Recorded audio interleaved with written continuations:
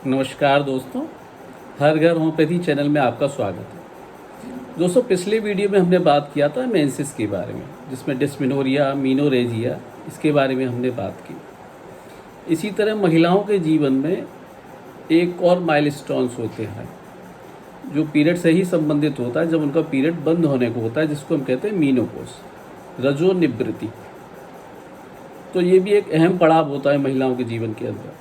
यहाँ भी hormonal changes होने से उनके शरीर में कई बदलाव आते हैं, उनके माइंड में, मूड में, फिजियोलॉजी, पैथोलॉजिकल कई बदलाव आ जाते हैं दोस्तों। ये उनके जीवन में बहुत मायने रखता है। तो आज हम बात कर रहे हैं मीनोपॉज के बारे में।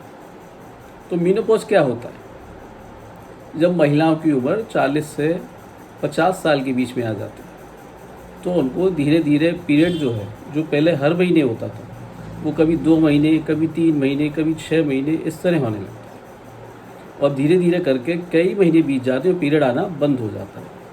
तो इस तरह अगर लगभग 1 साल तक पीरियड नहीं आता, तो हम उसको कहते हैं कि उनको मीनोपॉज हो गया। तो भारत में जो एक औसत आयु है मीनोपॉज की, वो करीब 46 वर्ष की है। और एक अंदाज़ा लेके चलते हैं तो इसमें 40 से 50 साल के बीच में मीनोपॉज होता है।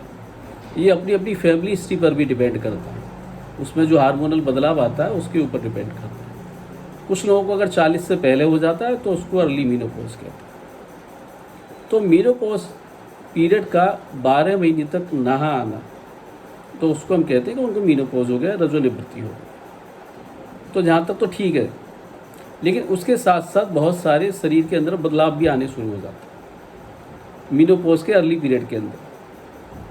उसमें खास करके जो बदलाव होता है वो होता है हॉट फ्लैशेस, माने शरीर बैठे बैठे एकदम से गर्म हो जाना, पसीना आ जाना, चिड़चिड़ापन आ जाना स्वभाव के अंदर, नींद डिस्टर्ब हो जाना।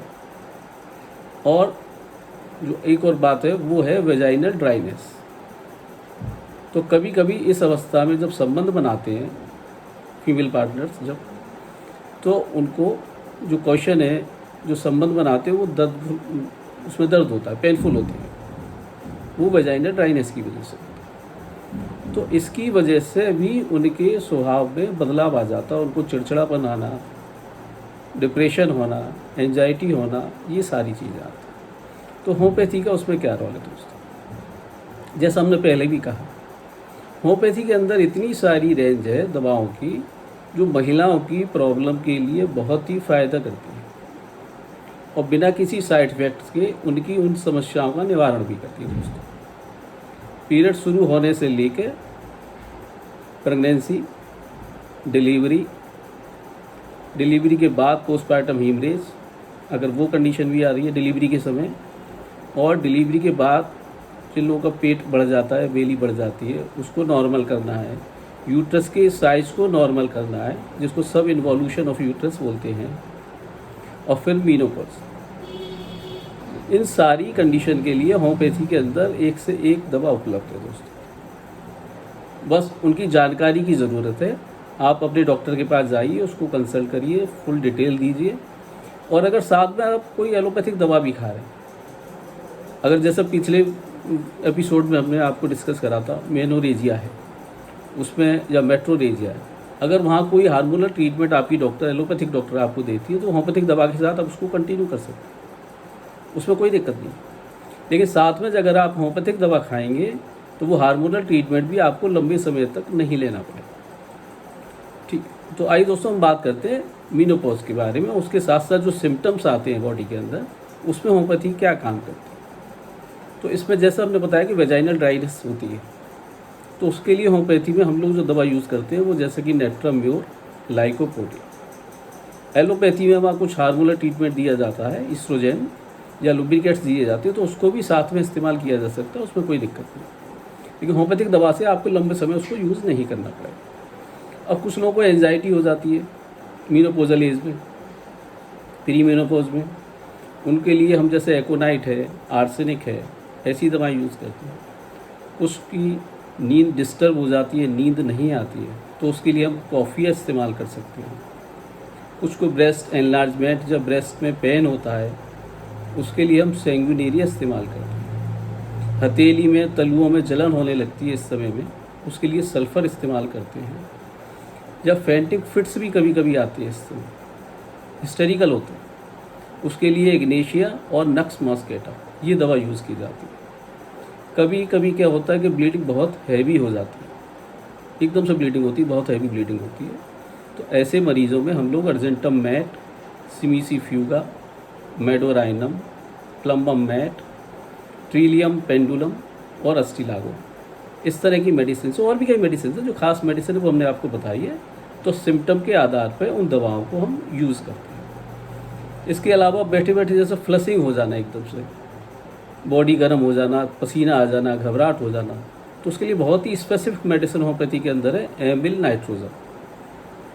ये मीनोपोज, प्री मीनोपोज, इस एज के लिए बहुत ही स्पेसिफिक मेडिसिन होती है दोस्तों, और बहुत अच्छा रिजल्ट आता है इसका। अब जैसे हमने बताया कि वेजाइनल ड्राइनेस से वहाँ कांटेक्ट करने में उनको दिक्कत आ रही है, तो उसकी वजह से कभी कभी उनको डिप्रेशन भी हो जाता है। तो ऐसे मरीज़ों के लिए हम लोग इग्नेशिया, सीपिया, सिमिसीफ्यूगा इस तरह की दवाई यूज़ करते हैं। कभी चक्कर आने की प्रॉब्लम भी हो सकती है। तो जो भी सिम्टम हो, आप अपने होम्योपैथिक डॉक्टर से कहिए, वो आपको अच्छी से अच्छी दवा छांट कर देंगे। तो ये जो आपका पीरियड है प्री मीनोपॉज वाला, वो खुशी खुशी आपको रहेगा, और आपका पीरियड जो बंद होगा तो उसमें, और पीरियड होने के बाद भी आपको कोई किसी तरह की प्रॉब्लम नहीं है। अक्सर दोस्तों क्या होता है कि महिलाओं के अंदर विटामिन डी, कैल्शियम, इनकी अक्सर कमी पाई जाती है, तो मीनोपॉजल एज पे ये और ज़्यादा दिक्कत होती है उनको। तो इसके लिए 1 गिलास दूध ज़रूर पिएं, थोड़े से भुने चने खाएं, बाकी शुगर, ब्लड प्रेशर, थायराइड, ये सारी जो भी है उसका सही से इलाज करें, और 5-10 मिनट थोड़ा सा ध्यान लगाएं, मेडिटेशन करें, और अपने जीवन साथी से कहें कहीं आसपास घूमने जाएं, उनके साथ समय बिताएं, उससे स्वभाव में, मूड में बदलाव आता है।